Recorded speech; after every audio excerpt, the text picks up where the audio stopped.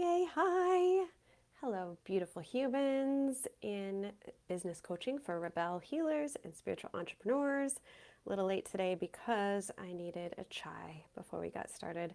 Let me know if you love chai. I love chai. I especially love getting chai at restaurants where they hand make the spice blends.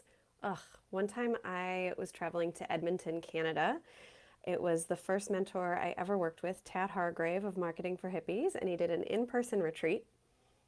And around the corner from his place was this beautiful little diner that I would go and have breakfast at to start the day. And I would have their homemade chai, and I would make it a dirty chai. And it was the best thing in the world.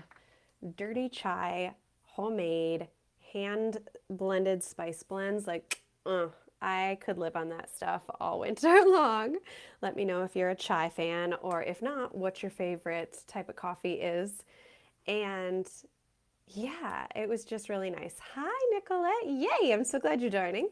Um, and so I just made myself a dirty chai before this call, so that's why we're a little late today. But this has been coming up in my mastermind and then here in this Facebook group. And I've been trying to think for a while of how to articulate this because I've been studying intuition for the last 10 years and really intensely the last 3. It started with a year-long Numinous School of Intuition. If you listen to podcasts, go check out the Numinous School podcast. It's amazing. And I did a year-long intuition training program, and then I did 3 months of psychic training, which is really all about self-trust, self-mastery, intuition, imagery. And then after that, I did a psychic training certification, a practical intuition certification program that was just absolutely mind-blowing. So I've been thinking for a while about how to articulate this difference in how to trust yourself, trust your intuition, and make decisions from that place of self-mastery and self-trust, as opposed to the flag when it's like anxiety or trauma or patterning, right? Because a lot of creating a unique online healing business and a lot of creating a spiritual entrepreneur business is doing something that's never been done before. It's creating something that the world has never seen, and you're a unique visionary artist in this creation. And so, yeah, you can hire a business coach, you can hire support, you can join masterminds, you can join programs. But at the end of the day, you're still the CEO, and you're the one who has to make the choices in your business. What's going to support you? What's going to take you forward? What's really calling your heart and pulling you into this next level of reality of what you're creating in this lifetime on this planet? And I've been thinking a lot about how do you figure that out? How do you trust it? And yay, hi Michelle. I used to live on chai tea. Now I want some. It's so good. Salted caramel oat milk lattes. Oh my God, Nicolette, that sounds amazing. I live on oat milk mochas. Yeah, so how do you trust yourself? How do you trust yourself? And I've never told this story. Today's the day, my sacred sexuality folks, that I'm going to tell this story.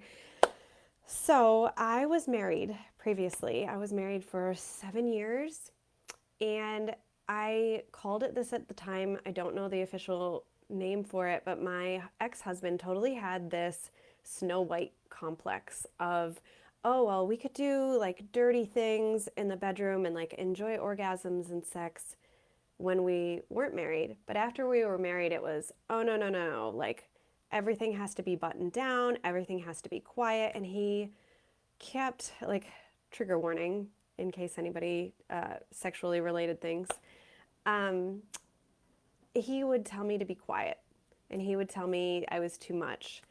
And thank God I got really interested in sacred sexuality and learned to trust myself and my body again through self pleasure and through taking time to be with myself and to really understand what lit me up and what made me feel good so that then I could communicate it to other people. And really, it was a sexual revolution to get out of my marriage and get divorced after not having sex for 9 months, any type of sex. And then getting out of it and exploring this beautiful world of sacred sexuality and intimacy and bodies and communication, because intimacy is really about communication. And how do I communicate what I want? How do I actually know what I want? How do I get in touch with what I want and what I need? Yeah, so I love you guys. Tell me your relationship secrets. Yeah, what a twist. I know, right? And intimacy. How do I even know what I want? So when I was going through my divorce, post-divorce was the first time I ever went to Burning Man. And I said, fuck it, I'm going to this festival in the desert. It was 2014. The Temple of Grace called me home. I knew I had to volunteer as a temple guardian. I became their HR coordinator of the Temple Guardians. I went out to Burning Man by myself, met people online, connected to these amazing humans, schlepped my shit from Michigan to Nevada, and had this epic experience where literally I danced all day and all night and met the most incredible people and just finally felt like it was safe to be too much. It was safe to be in my body. It was safe to take up space. It was safe to be loud. It was safe to communicate. It was safe to kiss a random stranger because I felt that energy connection and wanted to, and they did too. And it was the first time where I felt like, even though I felt like I had betrayed myself by staying in my marriage for that long, I could rebuild my trust in myself. And I came home and I invested in a sacred sexuality shamanic apprenticeship, and that is literally where I met my husband and the father of my two cute baby boys. And I feel so grateful because without that and without him and without my kids, I wouldn't have this business and I wouldn't be here coaching with you lovely, amazing humans now. And I wouldn't have trusted myself and learned how to trust myself. So, why does this matter to you and how can it help you? We need to learn how to trust ourselves and trust our intuition so that your decisions in your business you make really fast. And my amazing mentor, Julia, had coached it twice in our mastermind calls the other day. And she said, yeah, repeated decision making, like redeciding decisions you've already decided, is the death of a CEO. And she's spot on, because nobody cares if you charge $777 or $888, and you're not going to care later either. And it doesn't matter if you post 3 or 5 times a week. What matters is trusting yourself, making the decision, and moving it forward so that your brain and your body get to focus on a more important decision and a better feeling thought continually, right? Because we can spend so much time and energy not being sure, not knowing if we can trust ourselves, and learning to trust ourselves with simple, simple things that aren't so simple, right? Which of my colored pens am I going to choose to write with for this call today?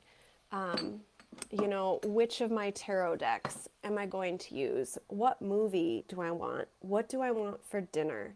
Then leads to bigger choices of, do I want to kiss this person? Am I enjoying this conversation? Do I want to work with this person? Is this my business coach? Is this the next program in my business? Am I doing the right things that I want to be doing? Is this the right relationship? Is this the person I should marry and have children with? Is this the person I want to travel the world with?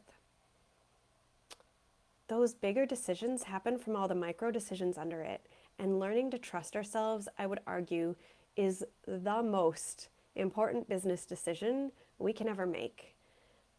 Because that faith in ourselves is part of the North Star. Like, if you're here with me, you have a dream, you have a vision, and you're going to make it happen. You are resilient as fuck. And you have big dreams. And I'm here to help you connect to those and make them physical reality so that you can help other people and make money, because as healers, we get to do both. And it really starts with trusting yourself, trusting your choices, trusting your investments, that it's going to work. It's a bit of both and, right? There's this faith. I believe in this. I believe in myself. I believe that this business is going to work even though it hasn't yet. And there's also the proof, right? Okay, well, when I chose to go to Burning Man, it was the right decision. I chose to get a divorce. That was the right decision. I chose to invest in my business. That was the right decision. And we create that grounded foundation and that trust in our intuition by building the case again and again. So, faith is key. Faith is critical as a healer. And you get to build that faith through proof and trust. That's why I did the training in practical intuition, because intuition is wandering attention. That's from my mentor, Laura Day. Intuition is wandering attention. That's why so many intuitive people have ADHD. Is that was her words and explanation. I can't take credit or like scientific analysis for that, but it's because of the wandering attention. So you're not wrong for having wandering attention. It's part of what happens in the brain when you can access your intuition on such a deep level. Michelle, working with you has helped me trust and listen to my intuition more than ever. Yeah. Oh, yes. Because the thing is, I don't want to create codependency in my clients. I don't want you to always need me to checkbox something before you move forward. Like, I want to co sign your delicious decisions. And that's what we work on over 6 months of mentorship or over years of mentorship. I have one client who's been with me for a year and a half, and my business has been open for 2 years. So, it trusting your intuition and knowing the difference between what's intuition and what's a trauma response or an anxiety trigger takes time. And it takes listening to yourself, and it takes the small things like, am I going to take a sip of my chai or my water? And then it becomes second nature of, I trust myself to make big and important decisions. When I hit the payment button for Julia's mastermind, I thought, I trust myself. This is a good decision. This is a good business decision. It's the biggest investment I've ever made in my business, and this is a good decision because I trust my track record and I trust myself. I remember asking my astrology teacher, how can I trust that I'm going to make the right choices? I feel like I made the wrong choices in getting married, in being with this person for 7 years, in shoving down my own desires and needs for somebody else. And she said, grace, grace, rely on grace. And I always think of all the Christian songs, right? And grace will lead you home, and by God's grace. And can I carry grace with me through my business, through my choices, through my life? And if I screw up and if I make a choice that is out of alignment, then great, I get to clean it up and fix it and still trust that it was the right choice and trust my intuition and trust where I'm being led. So how do you start to trust that? It starts with those small decisions, and it starts with practical decisions. Again, my practical intuition teacher would say, manifesting ice cubes. You know how I do that? I put the water in the tray in the refrigerator, and I have manifested ice cubes. And I loved that because it's this practical application of magic that gets to the results and the manifestation.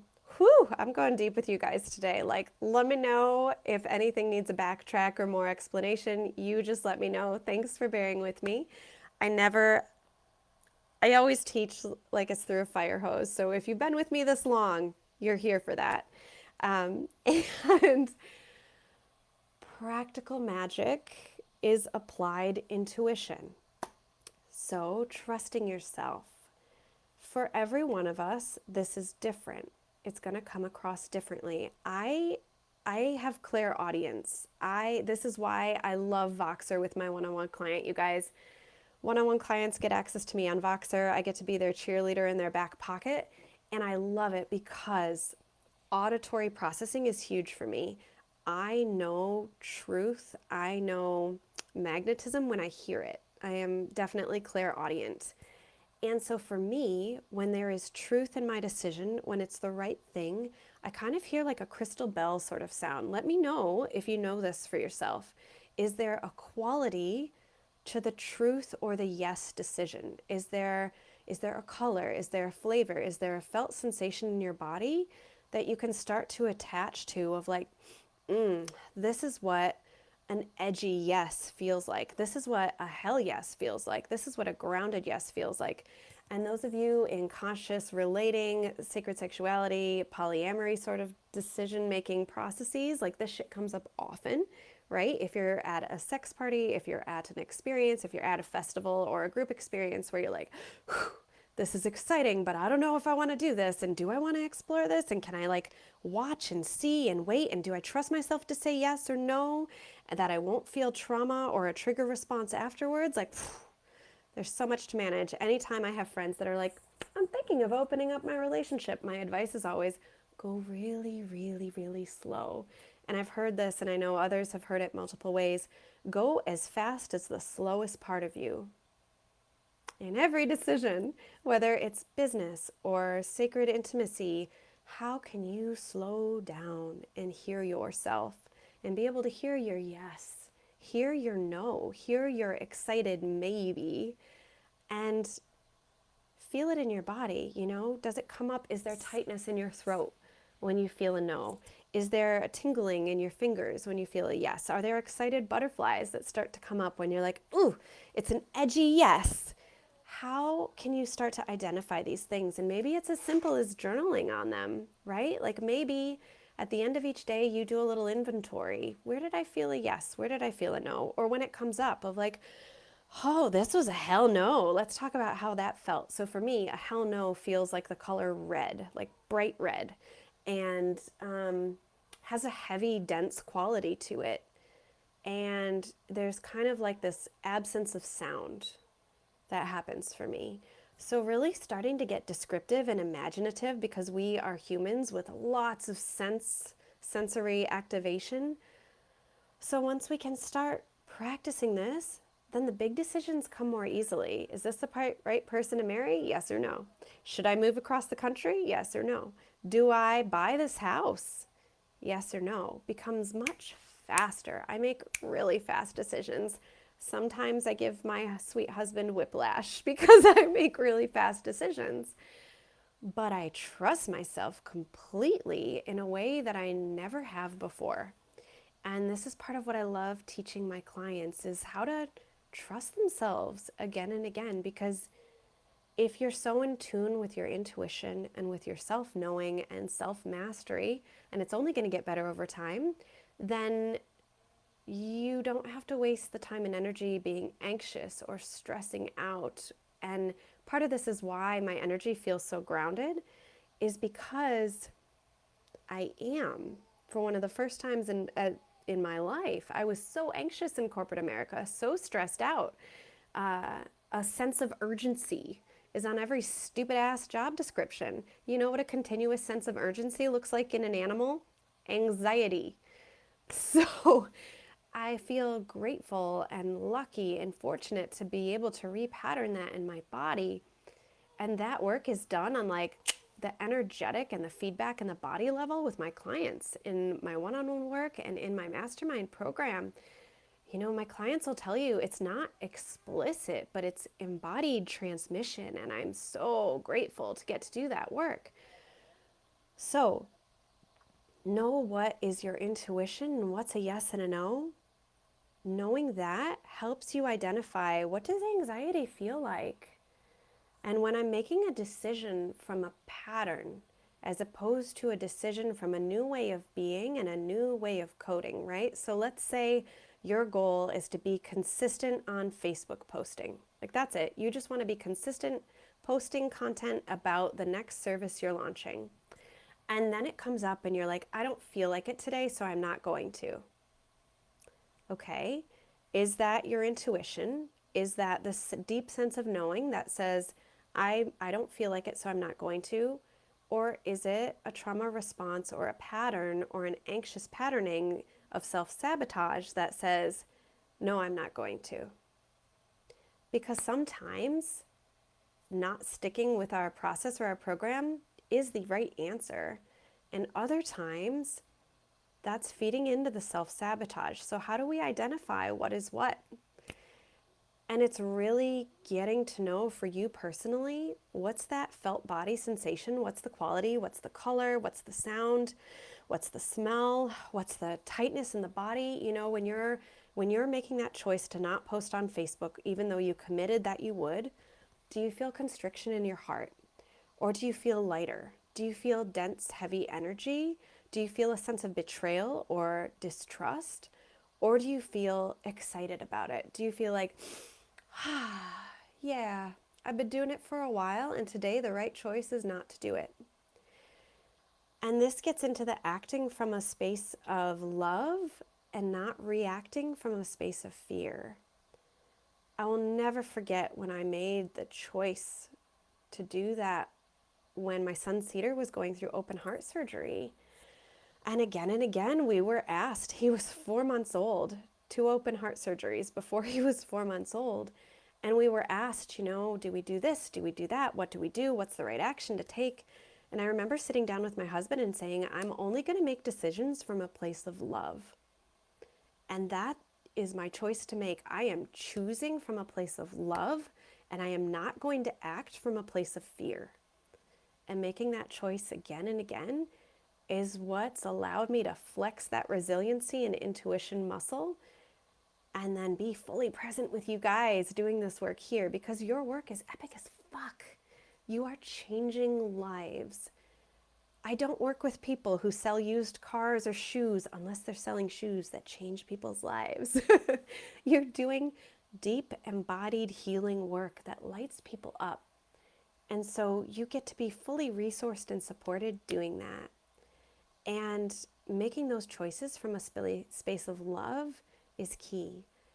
And doing that, how to do that, is learning to trust your intuition again and again.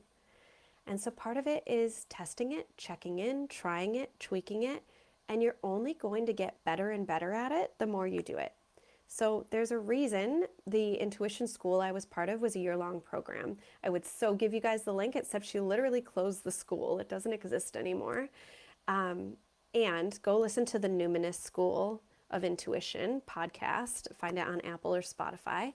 And the point is, in order to learn what you're making your decisions from, is it your intuition or is it fear?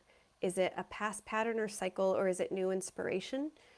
It starts with the small choices, like picking which pen, choosing which live stream to tune into, selecting your business coach and investing, choosing whether you're drinking the chai that I have still not taken a damn sip of, or the water. And then proving to yourself and again that you're making the right choices. And if and when you don't, giving yourself grace for it and choosing differently or choosing again. Whew! I was not planning to go this deep with you guys today, but here we are. Let me know if you have questions, if you'd like more examples.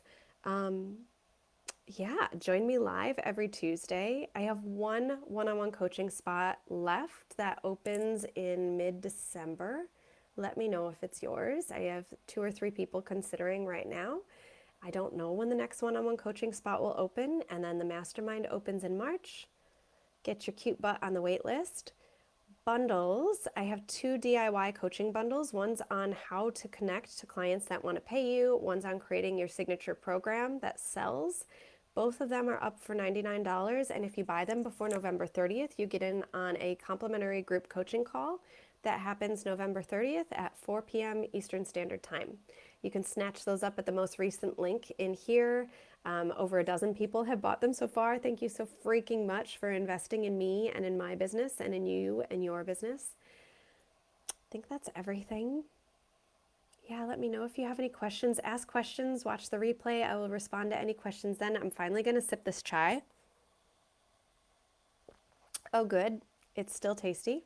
Not as good as that damn homemade chai in Edmonton, Canada, but still pretty good. Yeah. Building your intuition is really like building a muscle. It takes time, it takes repetition, it takes screwing it up. You're gonna be in a situation or two where you make a choice and you realize, ugh, that didn't feel like the right choice. And then you tweak it and you change it and you choose differently. And you trust yourself and you take empowered action and you act from a space of love at all times. And you've got this. And when you don't, I'm right here to help and support you. Thank you so much for tuning in. Take care.